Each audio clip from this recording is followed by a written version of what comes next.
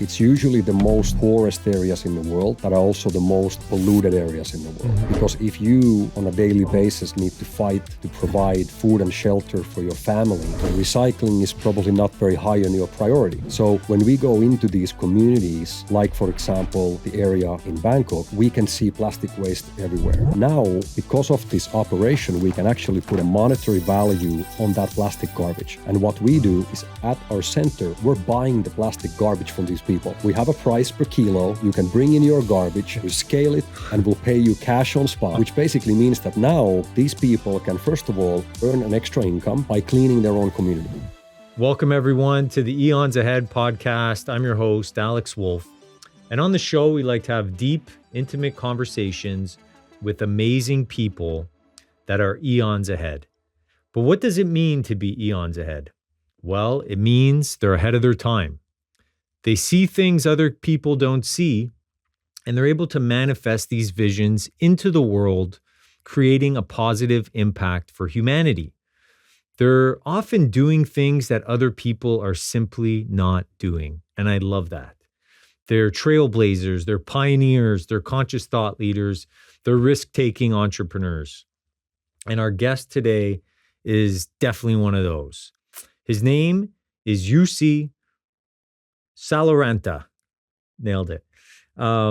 He is a serial entrepreneur, an investor, and philanthropist, serving as chairman of Corsair Group International, a global consortium tackling environmental challenges like plastic waste, pollution, climate change, and poverty. With a diverse background spanning real estate, hospitality, finance, energy, fintech, and transportation, Jussi has led cutting-edge projects in green energy, digital currencies, and financial technology since 2011. Originally from Turku, Finland, and based in Thailand since 2005, he is also passionate about organic farming and sustainable energy innovation. He's involved in one of the most inspiring and impactful projects that I've ever seen on my journey here on this earth. So I'm very excited to introduce him here today. He's eons ahead. Jussi. Thank you so much. What a wonderful welcome. Welcome. Thank you very much. By the way, I love the introduction for the show. Yeah. I think you're really nailing it. It's a great introduction. I appreciate it. And thank you very much for having me. I'm so happy that you're here. I'm very excited about this conversation. Ever since I got shown this amazing project, this venture, this impactful mission, I was blown away. And people send me things all the time. I'm constantly shown decks and business opportunities and business models. But there was something about this, Jay, that I was like, wow, this is incredible. Like it blew me away. And beyond all that, it's the impact that this can create. I don't know if I've ever seen a project or venture that could actually create so much impact. So I know it's a big task, what you're doing, but for the people that don't know, let's just try to simplify it, and then we'll work around it and dive in deeper from there. Perfect. Cool. Very nice. Thank you very much. That's a great compliment. I really appreciate the kind words. Well, maybe a little bit about, as you said, about our operations and to summarize that in a nutshell. Basically, what we are all focused about is taking other people's garbage, in this case, the plastic waste, which unfortunately our environment and our planet is very much drowning on right now. Yeah. And then converting that plastic into something with a value, which can then be used again in industrial fashion to create, for example, in this case, new plastic products. Mm-hmm. So in other words, taking the traditionally known unrecyclable materials and recycle them into something good. Mm-hmm. And obviously, while we're doing that, we are cleaning our environment from this pollution and then contributing in helping people in need, especially people in extreme poverty, to receive new income opportunities while they help to clean their own communities. Right. This is pretty much in a nutshell what we're doing. And then everything else is just built around that. I love that. Very well succinctly put. So utilizing, people get an opportunity to generate some extra income, which is wonderful. Some people that really need the work, I'm sure. And they're doing a great job by cleaning up this plastic that's destroying our planet. It's become a crisis in itself. And then you guys are able to turn the plastic into a renewable source. Is that kind of the way to put it? Yeah.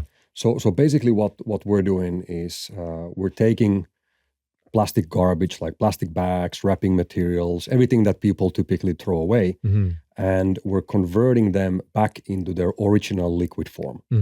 So maybe even comes as a surprise for many, but all these plastics that we're using on a daily basis, like this plastic bottle here, they're all made originally from crude oil. So what we're able to do is by using a process called pyrolysis, we're basically able to convert the plastic from its existing form back into the liquid. I see. And that liquid is called pyrolysis oil. It's a sort of a form similar to crude oil, which can then be used by the petrochemical companies to now create new plastic products. So cool. So basically what happens is that we can take an old plastic bag, convert it back into oil, and then again, that oil can be used to make a new plastic bag. And therefore, this results in more environmentally friendlier, circular plastics to be made. Yeah. And, as you mentioned before, obviously, we all know that plastic waste is a big problem. I live in Thailand, been living there for now about 20 years. Yeah. And Southeast Asia is definitely one of the most polluted locations in the world when it comes to plastic waste in general. And I mean, we've all seen the pictures of beaches which are just like polluted with tons of plastic. Ocean is sort of throwing it back to us. We see, I just saw some videos from Bali, where basically the beautiful beaches were just completely covered by plastic garbage. And I don't know, it's heartbreaking when you see those areas. So until today, we've sort of all accepted, or the industry has accepted that plastics are not recyclable.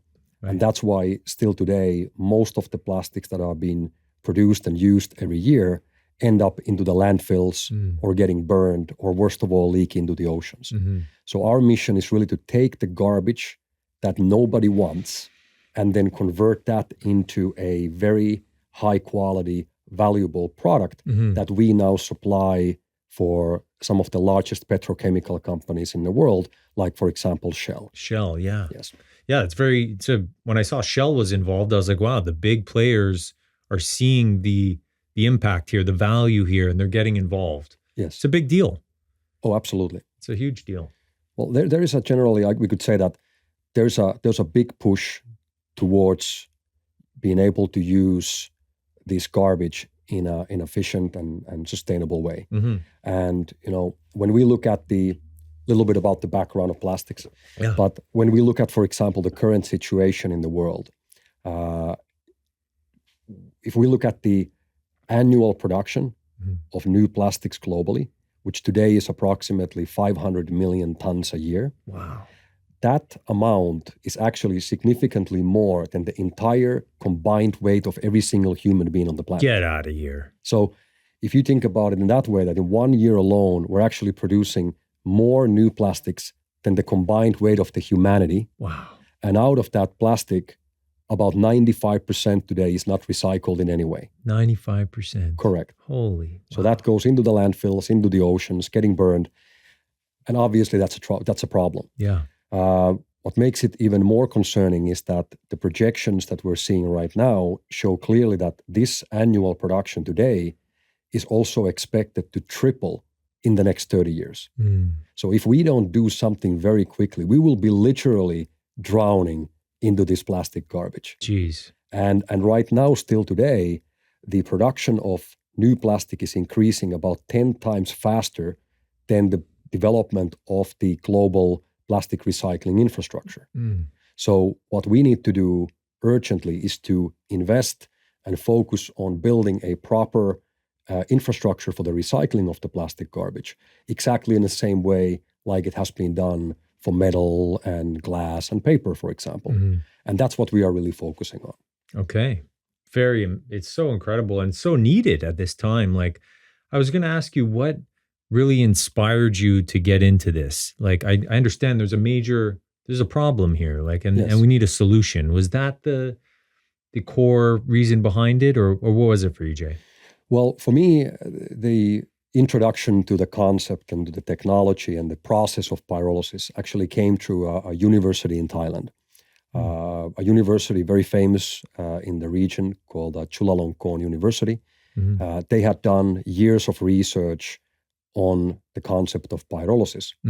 But basically, what was the real trigger for this global change was that in the 2017, the Chinese government actually implemented a ban of plastic waste imports. So here's an interesting little fact. Sure.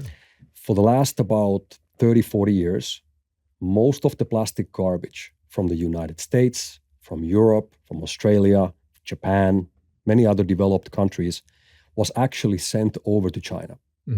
So in most cases, whenever we looked at previous operations in recycling and whatever, the reality basically was that plastic waste from these different countries was basically packed into shipping containers.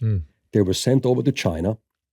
The Chinese companies were getting paid to bring it in. And as we now know, a lot of that plastic was simply dumped into their landfills. It was burned in open air, and even some of that was simply poured into the ocean. Wow. And basically in 2017, the Chinese government said, enough, we don't want to be the garbage dump of the world anymore. Right.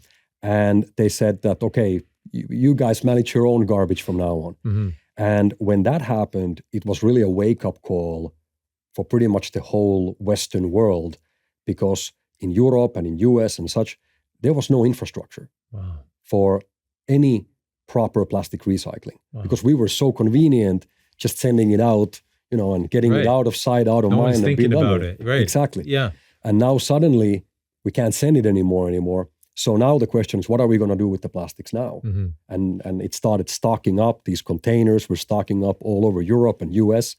And then European Union and United Nations started to take action on this and create new regulations and legislations where basically plastics now need to be recycled regionally.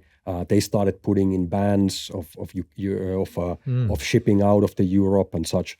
And basically since 2018, there's been this increasing shift in dynamics where now plastics will have to be properly managed and recycled, and they can't anymore be sent to other corner around the world where they just get dumped somewhere. So that's basically what ignited this.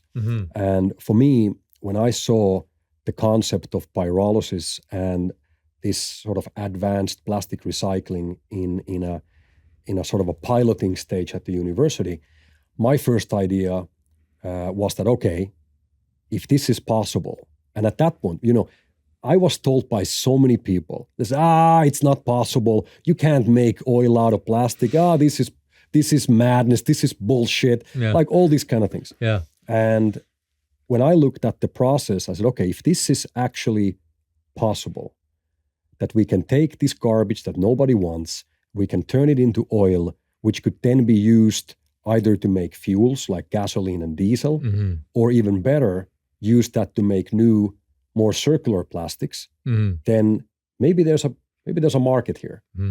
And my goal after that, together with our development team, was basically then to come up with a concept how we could, first of all, industrialize this and build it into a concept that we can then expand globally, because plastic waste is a global problem. Right. I still haven't come across with any country in the world that didn't have a plastic waste problem. Right. So it's everywhere. Yeah, it's out of control. Exactly.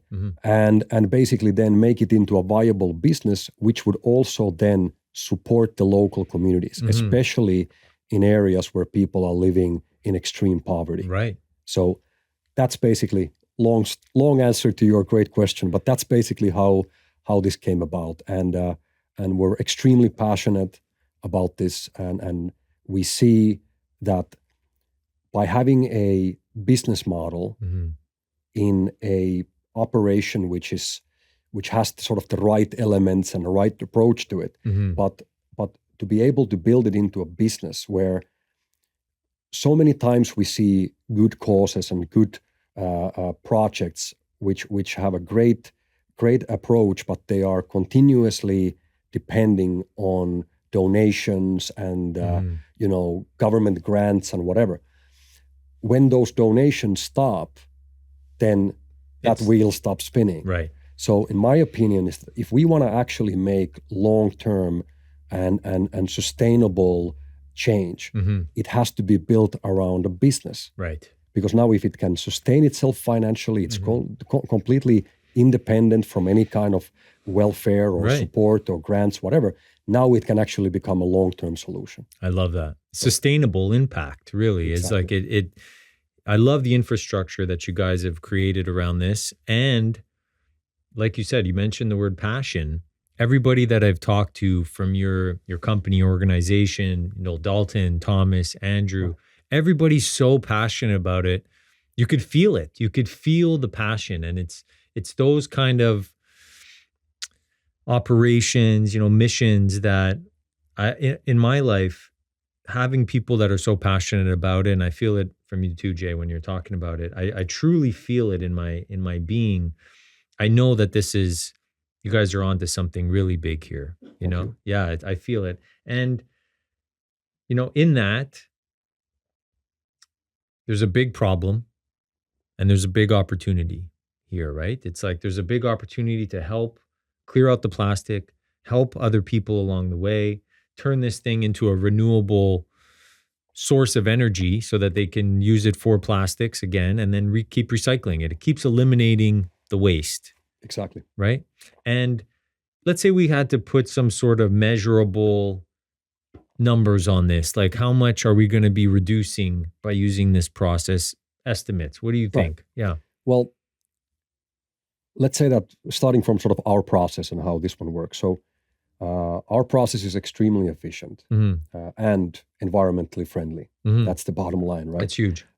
So, for example, in our facilities, we are able to take in 1,000 kilos of plastic. And from that 1,000 kilos of plastic, we can generate as much as 900 liters of pyrolysis oil. Okay, wow. And then this oil will be then supplied to our clients who can then use that to make new plastics. Right. And the new regulations that are now issued and implemented by European Union and such now require that companies that are producing the plastic products that we use on a daily basis, and if they're doing business in Europe, they're obligated to now use recycled raw materials as part of their manufacturing. I see. So this sort of, it's a combination of multiple pieces in the puzzle that needs to come together to make this larger picture to become and to work. And one of those obviously is that there needs to be a requirement for the ones that actually produce these products that they have to use recycled raw material. Now, when that is in place, there is a large-scale demand for the pyrolysis oil that we produce. And now, obviously, as a result of that, now suddenly, first time ever, the plastic garbage now actually has a value. And when the plastic has a value, and more and more people understand that, then we can come up with projects like we've done, for example, in Bangkok, where we work together with a company called Bangkok Community Help Foundation, where we built our first, we call it Trash for Cash project, but basically our first plastic waste collection center in the largest slum in Bangkok, in an area called Klong Toi, where there's about 140,000 people living in extreme poverty and without much support, let's put it like that. And if you look from our YouTube channel, you can see videos and footage over there. And basically what we've always found out is that it's usually the most poorest areas in the world that are also the most polluted areas in the world. Because if you on a daily basis need to fight to provide food and shelter for your family, then recycling is probably not very high on your priority. Right. So when we go into these communities, like for example, the area in Bangkok, we can see plastic waste everywhere. It's between the houses and, all over the place. And people, of course, they just throw it away and, it's a mess. Now, because of this operation, we can actually put a monetary value on that plastic garbage. And what we do is at our center, we're buying the plastic garbage from these people. Wow. So we have a price per kilo. Yeah.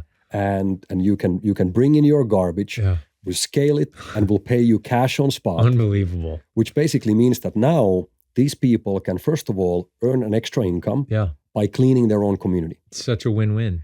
And it's a funny story when we started this and we were there sort of on the day one, getting everything ready, and we put up a big sign with the price per kilo and said, come on and, bring your plastics. And we started seeing people coming in after we just opened the door and we're kind of just getting ready. And some of these people, they came with plastic bags. They were kind of like suspicious, like, are you really going to buy my garbage? Right, yeah. And we said, absolutely, bring it in, here's the money. Yeah. And we had some people, they came in and they came with bags and they said, wait, I'll be right back. And then they came back in a moment later with their wheelbarrows. Wow. And they got more and more plastic for us. Yeah. So this is just an example what we can do when now this material that everybody considers garbage and discarded waste suddenly now has a monetary value. Yeah. So it goes really from the point of view that the plastic manufacturing companies, they are now all turning towards using these recycled materials voluntarily and because of the new regulations. And basically that then creates value into the entire chain, which goes down to the people in these difficult conditions that can now earn these extra incomes by cleaning their own communities. Such an incredible concept to think, literally turning garbage waste into something of value. Yes. It reminds me of kind of like alchemy. You're doing alchemy on a large scale here. In a way, like yes. Turning lead into gold. Yes. And cleaning things up in the process. Yes. It's incredible karma too. Like I just can't help but think about that. It's like it's wonderful. It's a wonderful, wonderful thing. I think you mentioned in there, Jay, the plastic credits. I think you mentioned that in there. Let's talk about that a little bit more because I've heard about carbon credits. That was a whole thing. It still is. It's a big whole thing I remember seeing in the last decade or so. And how does plastic credits compare to carbon credits? Let's talk about that. Right. So plastic credit is a concept that I think started to first time appear publicly roughly around 2020. Okay. And sort of started to pick up wind. And basically, like we've seen in carbon credits, which is a little bit more difficult concept because you're dealing with something up in the air. Right. Plastic is pretty straightforward. Yeah. I mean, it's tangible. It's a solid, and there's less complexity to it. Yeah. With the carbon credits, you have companies that have a right to pollute X amount, and if they don't pollute, they can sell that right to. It's a little bit more complex. With plastic, it's very simple. If your company, your business uses plastic in the packaging of your product, for example, and you end up polluting the environment by, let's say, 1 million kilos a year, right?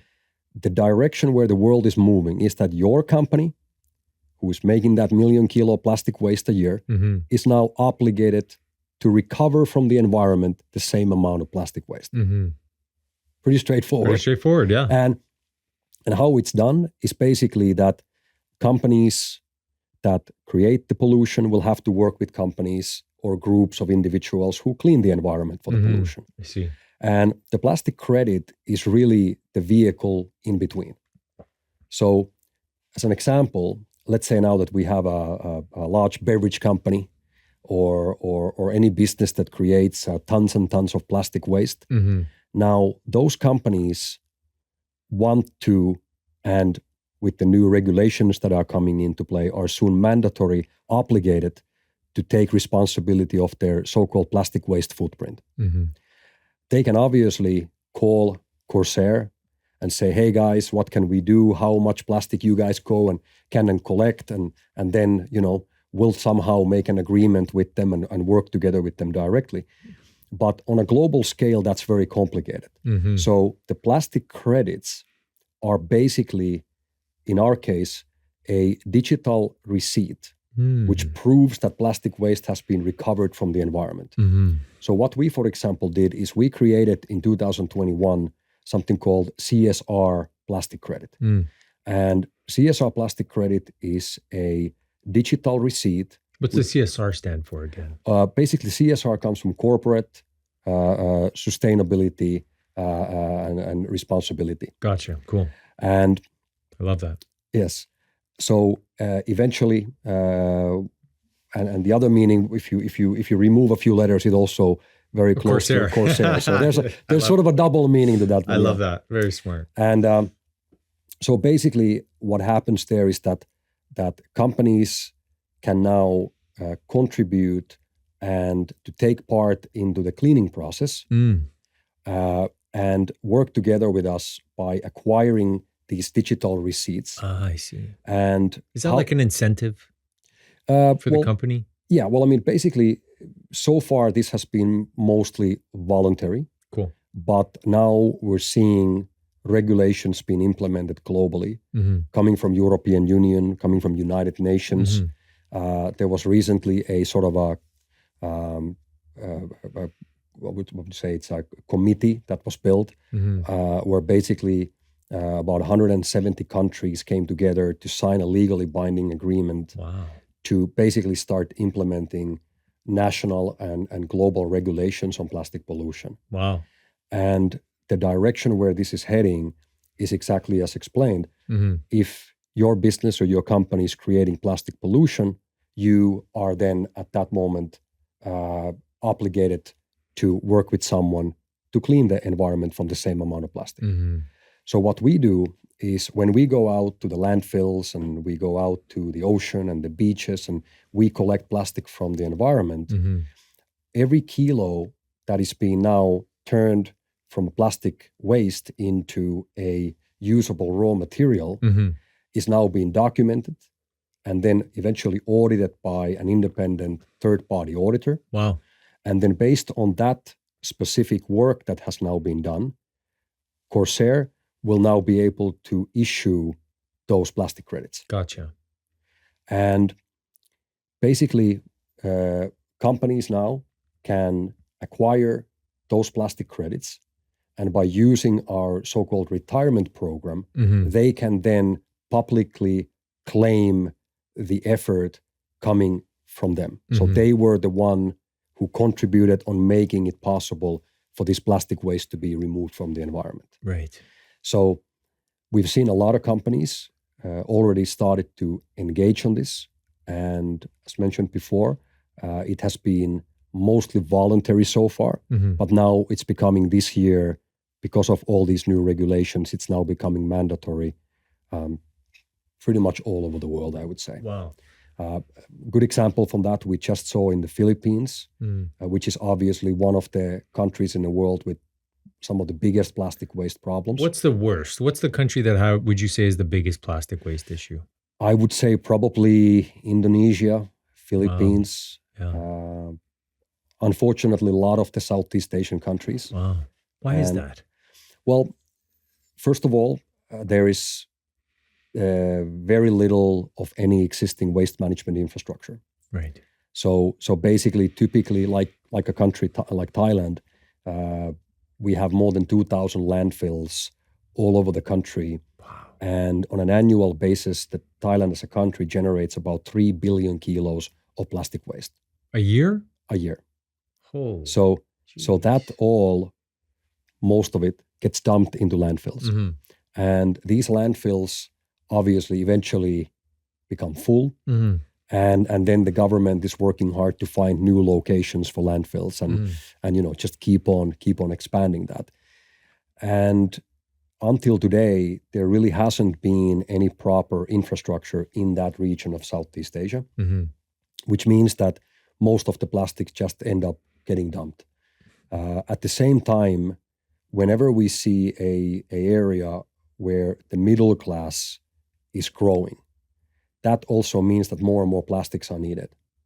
And if we look at the global projection for the next 30 years, where we see that the consumption and the need for plastics is expected to triple, that is primarily coming because of the expansion and the growth of the middle class.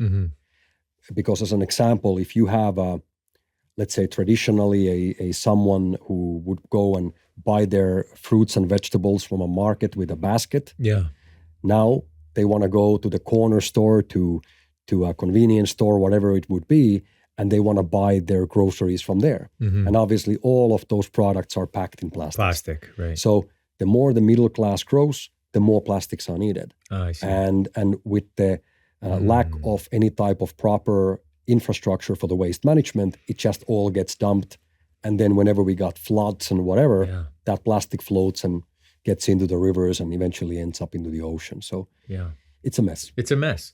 And on that note, that it's such a mess, and especially in these Southeast Asia countries, which are so beautiful too. It's such a shame. Like these are such beautifully geographical countries. But why wouldn't a country want to get involved in something like this? Like, what's a typical reason why they wouldn't get involved if it's such a mess? Yeah, I would say that right now it's let's say that it's turning more towards the point that everybody wants this to happen. Right.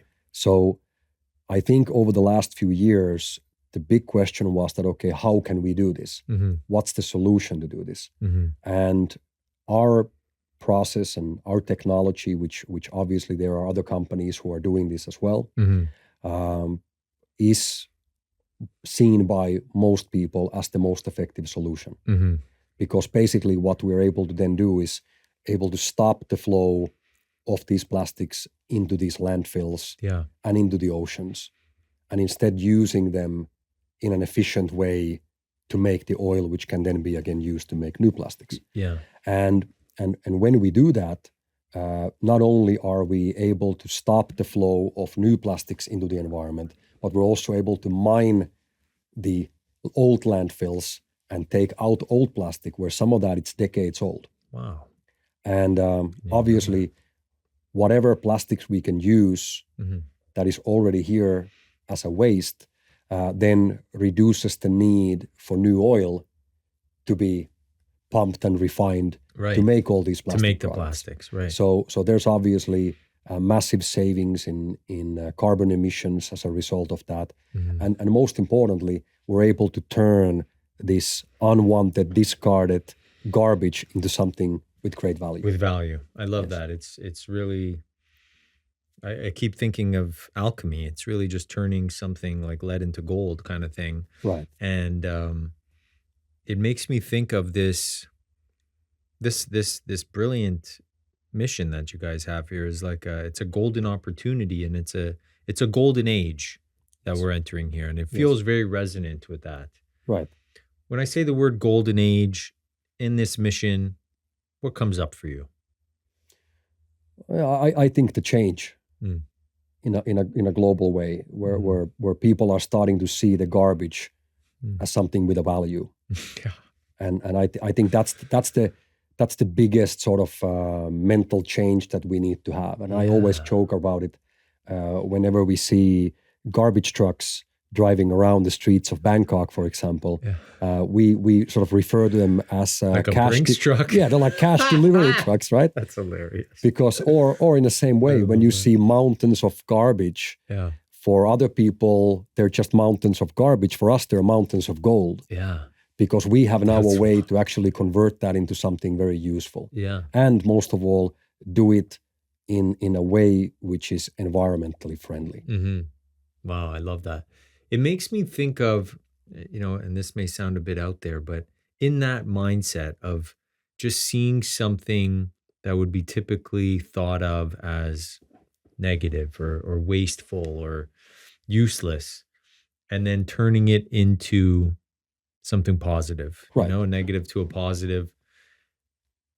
One could even do this in their own life, with their own mindset, or their own challenges and see it as Absolutely. like, hey, this is a challenge, or it's this is a problem, but this problem is really just an opportunity for growth. Oh, absolutely. And once you start doing this habitually, you start to change the way that you look at things, right? And then you have a new outlook, and then you have a new direction in your life, and then eventually you're going into a new destination. Yeah. I'm wondering if there's another example in your life, Jay, that you've seen something as a negative and then you were able to turn it into a positive, whether it was in entrepreneurship or so many times. give me a fun example. Well, I mean, I think you just you put it very beautifully there, and that's exactly how I look at life. Yeah. And it's been so many times. Kind of, I think I'm stating the obvious here, but but we truly believe in this, and we've seen it happen in our company and in our business, in our journey, and so many times where we basically find ourselves at a hard, difficult, challenging situation, and then something shows up, and suddenly we're in a situation where we definitely don't want to be, and it seems like, okay, this seems really, really bad, but then once you start engaging with those issues, you realize that there are now new opportunities that open as a result of that. Right. And once you start looking backwards and you start connecting the dots, now you realize that, wait a minute, it was actually all those crises that allowed us to go where we were supposed to go. Right. And I've started to sort of look at life and business sort of like already that, okay, the good things come in phases. It's like these waves. Yeah. And then again, the challenges, they come. And it's you just got to say, oh, okay, well, I guess this is that time now. Right. And then you just got to go to work on it. Yeah. And for me personally, I still consider myself pretty young. I'm 42 right now. But nice. Same as me. Oh, there you go. Yeah. But when's your birthday? I'm in April 27. Oh, that's awesome. I'm April 30th. Oh, look at that. Yeah, I love it. 2 Tauruses. It makes fantastic. Sense. Tauruses are pretty good operators. Exactly. Exactly. And tenacious and very determined. Solid. Yeah. Determined. Yeah, that's definitely a strong point. Persistent. Exactly. Yeah. And so I've seen that happen so many times, and despite of our young age, I think we both have quite a lot of mileage. Yeah. And and when you look at life and you look at those things that happen, you kind of realize that it's those challenging moments that guide you. And you just have to keep working through them and take them as they are. Yeah. And obviously never give up. And oftentimes, at least in my experience, you find out something new and you learn something new, and that just guides you into the right direction. So challenges are part of it, and we've seen in our business and in our journey many times that we've encountered situations where it feels like, are we going to really make true from this? And eventually we look back and say, yeah, that was just supposed to happen. It was perfect. Yeah. It's really the mindset shift from going, why is this happening to me? Why is this a problem? Or why is I can't, I don't want this to happen. Yeah. And then shifting into like acceptance. Okay, this is happening. It's neither good or bad. It just is. And then you start to connect the dots. Like, wow, this was actually an opportunity for us to get over here. Exactly. And then another mindset shift is like, wow, I get to handle this thing. Like, it's almost like a blessing or a privilege that we are bestowed, that we can carry the torch, and blaze the trail where people haven't gone before. Exactly. It's such a cool thing. I'm wondering, when we speak about these challenges, Jay, is there a challenge in the last couple years specifically, for the young entrepreneur that's listening and maybe hasn't gone through some of these challenges yet, but went through a challenge and was like, okay, this was actually a big opportunity that I got to learn this lesson and grow from? Well, absolutely. I mean, there would be many to share, but I would say that in a nutshell and in general, obviously, every entrepreneur in the early stages of your business, you're really fighting for the survival. Yeah. And for me, as sort of a cliche as it is, and we've all heard this said a million times, is just to never give up. Yeah. And for me personally, for example, with this operation and the even on a personal level, the risks that we've taken in the early on to get to where we needed to be, basically put us in a situation that there was no plan B. Right. You're all in. Like there's no option. Yeah. And and at least for me, maybe it's because of these, so let's say the long mileage. I typically operate the best when my back is against the wall. Right. The pressure's on. Yeah. Yeah. And okay, and this is a character thing. Sure. And I would never advise any young entrepreneur to take such massive risks on them because obviously anything can happen. Right. But for me, I would say perform the best when, and I'm not a gambler, but when the stakes are highest. So when we got to fight with our backs against the wall, that's usually when I think I'm at my sharpest. Why do you think that is? I've had, let's say, over my career and my life, and obviously moving away from my home country, Finland, at quite a young age, at around 20 years of age, to Thailand, and basically with a one-way ticket, just decided I'm going to figure this thing out and make something happen. That's bold. And so being sort of outside of any sort of support network or like, sort of a backup, but just having to sort of survive and going into those situations, that's where you grow. And again, I'm not saying that that's maybe the best way, but that definitely has been for me. Yeah. And you got good days and you got character building days, I right? love that. Yeah. So yeah, you can really feel when that happens, and then you just have to be true for your mission, and most of all believe in yourself. Yeah. And try to most importantly try to build a strong team around you. And that is so important. I mean, we can all talk about great achievements by ourselves or whatever. Yeah. Ultimately, it's the team. Yeah. But there's also, I don't remember who said it so well, but something that I sort of resonated with me was when somebody said that when your business or your project becomes successful, all that success is due to the great work of the team. But if that project of business fails, it's all due to the mistakes of the leader, right? Yeah, exactly. And that's true. That's true. That's exactly how it is. Yeah. That's leadership. Yes. Yeah.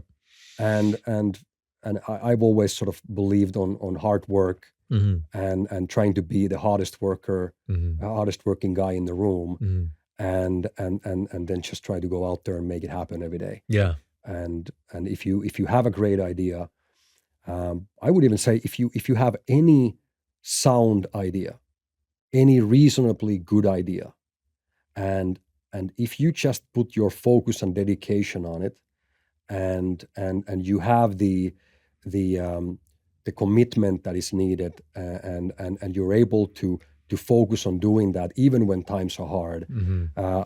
I think, and I've seen it happen so many times when guys that weren't the smartest, they weren't the most educated guys, they suddenly make their business or their project extremely successful, just because they had that dedication and commitment and hard work that went into it. Yeah. So ultimately, I think it comes to that. Yeah. And you don't have to have a world-changing idea to become successful in business. Yeah. If you just dedicate and you're passionate about what you're doing, and you have to love what you're doing. For sure. If you don't really love it, then it's not going to work out. Yeah. And again, while money is important and the success is important, you would have to be able to commit to doing something even without the money being there. Right. If you find, in my opinion, if you find an area or business or industry or whatever it would be, that you're so passionate that you would do it without any money being involved, Yeah. then you're probably on the right track. Yeah. And if you're able to then focus on doing that and work extremely hard for it, I think you will definitely be able to succeed. Yeah. Well said. Well said, Jay. I agree. For me, all the most success I've ever had in my career was fueled by love and passion. Right. And, even my business now, my viewers know that the last couple of years were challenging, but I just kept showing up. I just kept showing up. I loved it. I love what I do. I love podcasting. I love creating products that resonate with people, that help solve problems.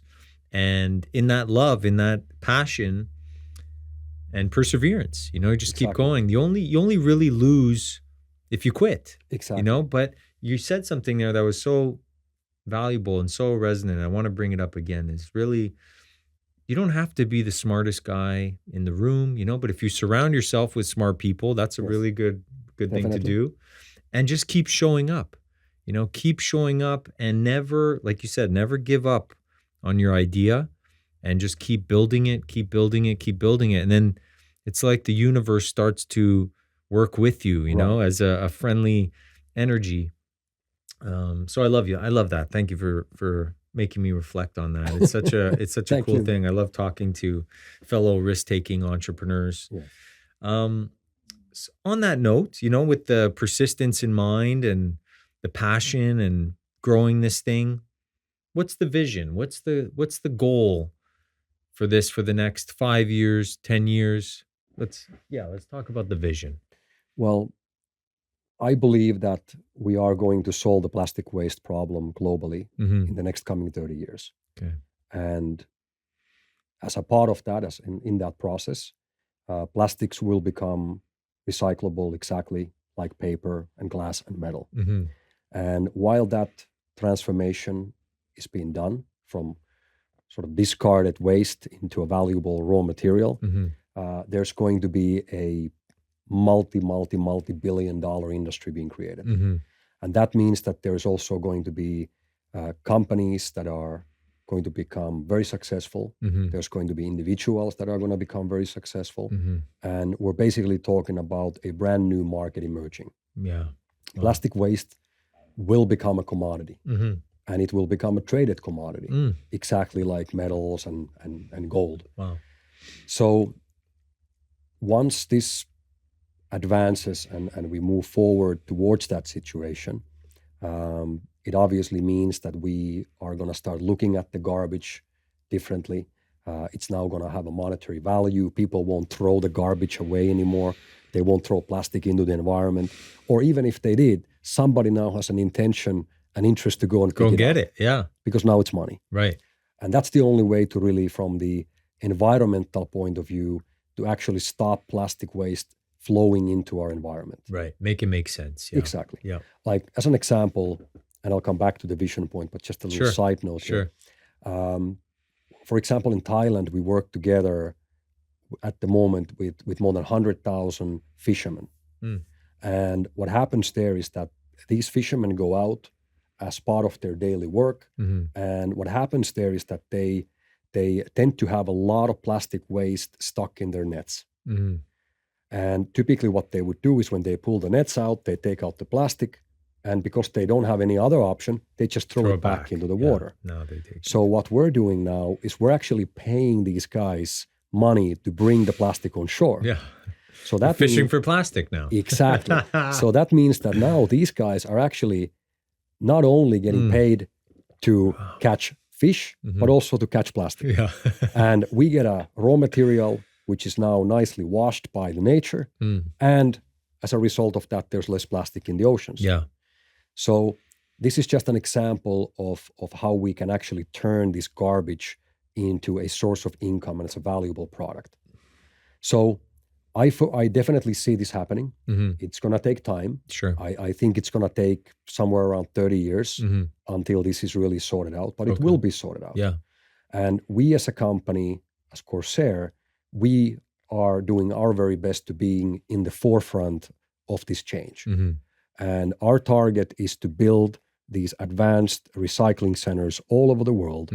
And basically, like like coffee shops almost, like in every city to have a branch, which basically then can start removing that plastic waste from the local landfills and environment, and basically then turn it into a valuable product, which then goes again into creation of better, more environmentally friendlier circular plastics. I love it. And makes so much sense. From the business point of view, what's kind of interesting on this, and I talking about passion, I truly feel myself to being in the right place, and I even feel that my past career, which has heavily been involved with real estate development and construction and many of the other things that you mentioned in your introduction, I kind of feel that all of those ventures, where some of them have been successful, some of them have been unsuccessful, but all of those steps have really prepared me for doing this.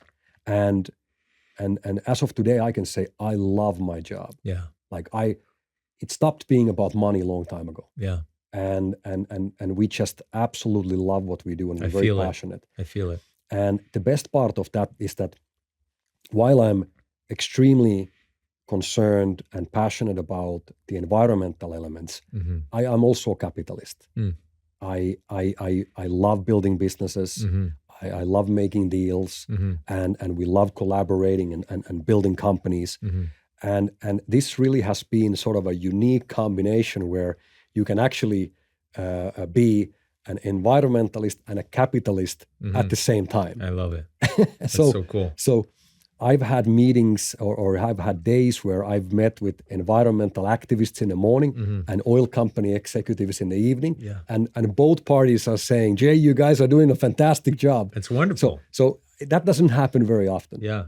And because of that, we really feel that we're in the right place, and we are working extremely hard to be one of the companies in the forefront for pushing this change forward, making it happen faster, and again then taking those profits and involving the poor communities and the people that are living in extreme poverty and providing change for the lives of those people. I love it. It's such a beautiful vision and mission, and thank you for what you're doing. It's so incredible. No, thank you. It's so cool.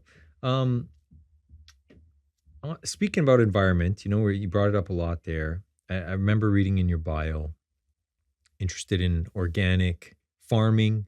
Yes. How does that correlate to what you're doing? I'm very curious about that. That's a very much like a passion project. Cool. Okay. We're not really into that business in any way, but I was introduced a few years ago to aquaponic systems and hydroponic systems, and I have 3 children. Yeah. And especially when my first daughter was growing up, and you start to kind of look at things in a different perspective, especially when you start to look at all the food and everything that now these kids are consuming. Yeah. And it gives you a different kind of perspective. We can sort of go about and pretty much eat whatever, but when you start to think about then the child and just looking, I want the best possible or cleanest food to go into fuel that growth of this new human being. Yeah. And that really triggered for me the interest towards organic farming. Cool. And I do have a plan, personal note, that one day I would be able to get a little bit time off from the business and start my own organic farm in Thailand. I love it. And that's really where I want to see. I see myself as a peaceful organic farmer in the future. I love that. I love that. And a good friend of mine, he had a recently established a goat farm in Thailand. So we've been studying about organic goat milk, all the great benefits that come with that, and so I'm very much into the concept of clean organic food. I love that. Well, I'm going to hold that vision for you as the a bit slightly older organic farmer, having maybe some goats as well, and I'll definitely at that point or sooner hook you up with our plant signaling technology that we have. It's very, very cool. It sends an electromagnetic signal to the crops. Wow. The crops then send a signal out that hard times are coming So, which isn't true, but that's the information that we give the plant. And then the plants start to communicate with the mycelial network, and they start to absorb all the nutrients. Wow. They structure the water so that, obviously the crops start to increase in yields dramatically, and they reduce fertilizer and all this kind of stuff. It's one of the ventures that Very I'm cool. working on that I thought you'd appreciate. Oh, I'd love to hear more about that. Yeah, we'll talk after, but you had me thinking with the organic farm. I'll definitely hook you up with that product. It's called Agrarious. Super nice. cool. I'm always fascinated by things that tap into nature, and tap into the creative intelligence of this earth, that was put here. I'm wondering, Jay, a little bit of a side topic here, side question, but you're a seasoned entrepreneur, traveled the world, lived in many countries. I'm curious. I'm sure you've met many interesting, impactful people along the way. Who are some of the most impactful people that have played a role in your life, whether they're still here or if they passed on, or maybe you've never even met them, but their philosophy or their knowledge really played an impact for you? I'm curious, who are some of the most impactful people for you? If you had to name three, let's go with three.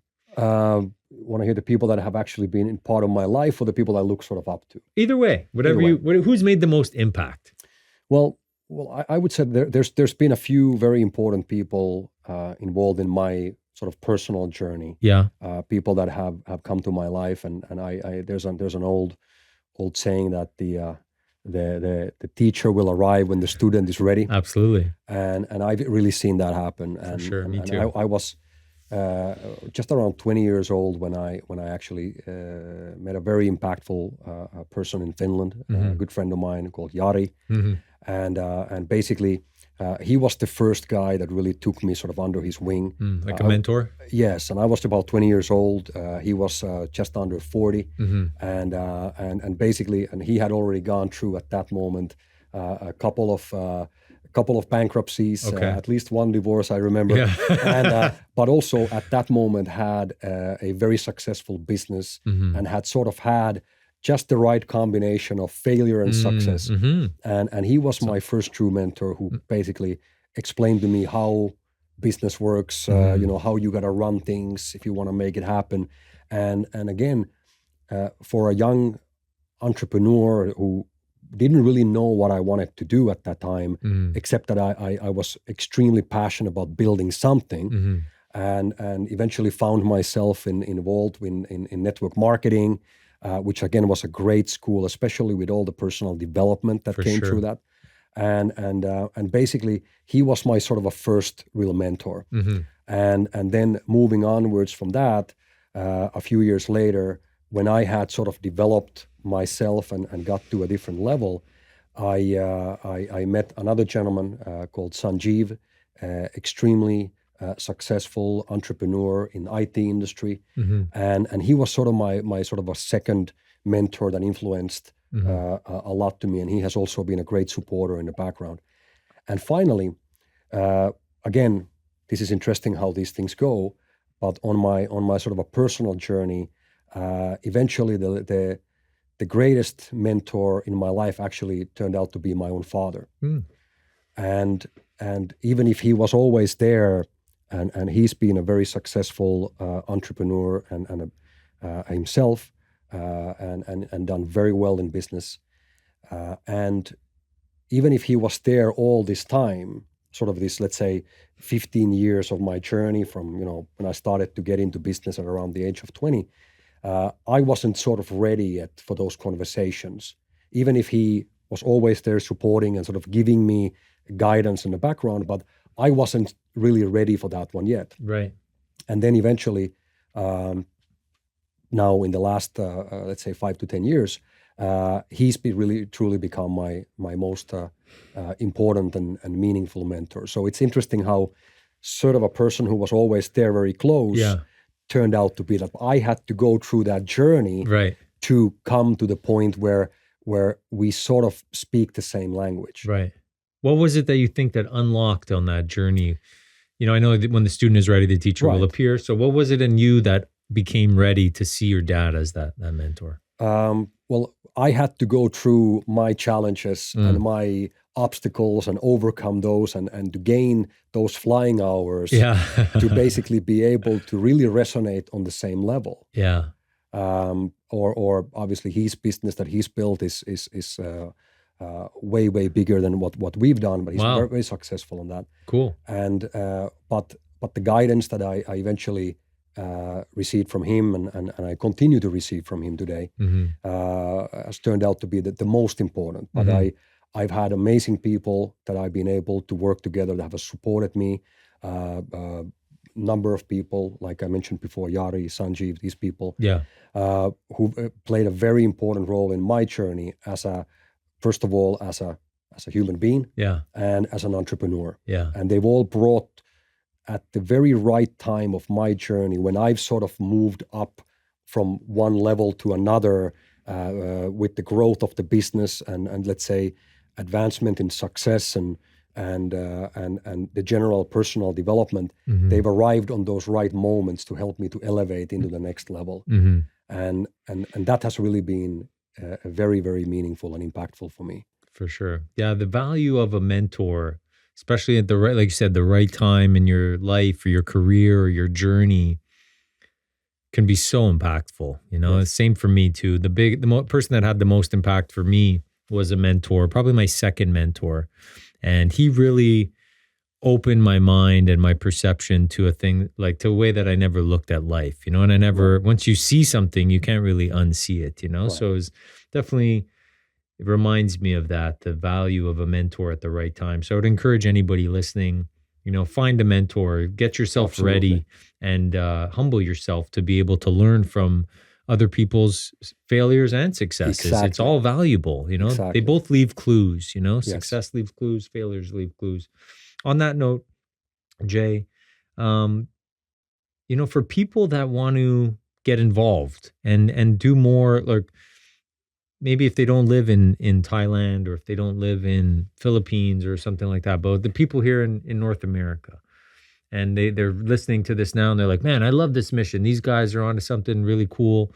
What can they do, you know, besides picking up, you know, plastic and stuff like that and trying to recycle? What could they do to get involved? How can they help? Well, basically, all of these things that we're building is all about community. And again, you know, whereas I am often the sort of face of our group and our company, it truly is a teamwork. And we've been extremely fortunate to bring in very, very important and very smart, hardworking, passionate people into our global network of the company. Now, one of the things that we're obviously doing is we're building these plants now also moving forwards with our plant development here in North America, in Canada, and in the US. Wonderful. And we can expect the first Corsair plastic waste recycling centers to be developed and launched here in the US and in Canada still within this year. Wow, wonderful. Congratulations. Thank you. They will start at a very sort of smaller scale, and then we scale them up in the next 18 to 24 months. Beautiful. But in order for us to build these plans and to really deliver the solution to all of these different areas around the world where plastic waste is a massive problem and where our solution can truly create a very positive impact on the community and in the environment, a lot of that is fueled through our direct sales network marketing company that we implemented into the general structure in 2021.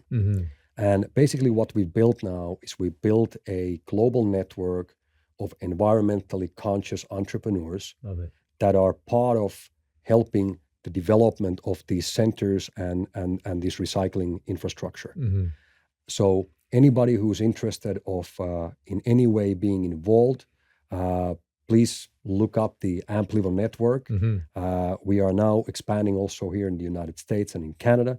And it's a really amazing group of people who are very passionate about making this change happen. And as I said before, in the same way, like there are opportunities for the very low income communities and people living in extreme poverty, there is also a very successful business that we're building around it. And that generates a number of opportunities for people that want to combine, like I've done, the passion for the environment and then your business interests Right. and your enthusiasm of creating a potentially career or other opportunities from it. I love it. So we're looking to expand globally, and it's only possible when we have like-minded people in different regions and different countries. Absolutely. You can't do anything significant by yourself, and you're building a team, you're building a community, so valuable, conscious people that are passionate about this,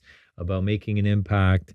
And if anybody's watching that feels like that resonates with them, they want to make an impact in the world, clean it up from this crisis of plastic, and make an extra income for yourself at the same time. You're Exactly. becoming the environmental capitalist, like you said, which I love. I love that term. Exactly. It's great. It's really forging this, the mind and the heart, which is coherence. It's a beautiful thing to have that mind-heart coherence. It's how you move in alignment through the world, and it's so good. It's bringing up a lot for me. It's like it's combining the doing and the being. Yes. The earth is a living being, and you're really taking care of that. There's karma there. There's so many good things. So on that note, what's something on your heart that you'd like to share with the audience? Something that you just want to leave them with, straight from the heart. I would maybe say that the change is possible, and we believe very much in our mission. We believe very much on what we're doing, and I think, at least for me, this combination, as you said, environmentalist and sort of capitalism together, which usually doesn't find a mutual avenue, is actually possible. And I think that if anybody out there is interested of working together with us, of expanding our operations and sort of working as a way of a brand ambassador, we're very much looking for like-minded people to join the mission and clean up the planet from this plastic pollution. Ultimately, what we are doing and why are we doing it is that we need to leave a healthier, a cleaner, and greener planet for the future generations. And by doing that, we can also create interesting and very valuable business and income opportunities. That's what it's all about. Beautiful. I love that. Thank you for that.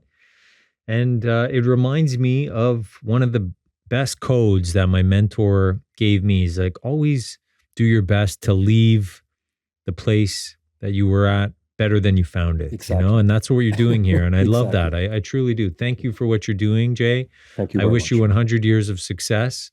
And I'll hold that vision of you on that organic farm, giving the kids and the goat's milk and the agrarius. So we're going to leave links for everything, Jay, for your company and how to get in touch with you guys and the community and everything like that.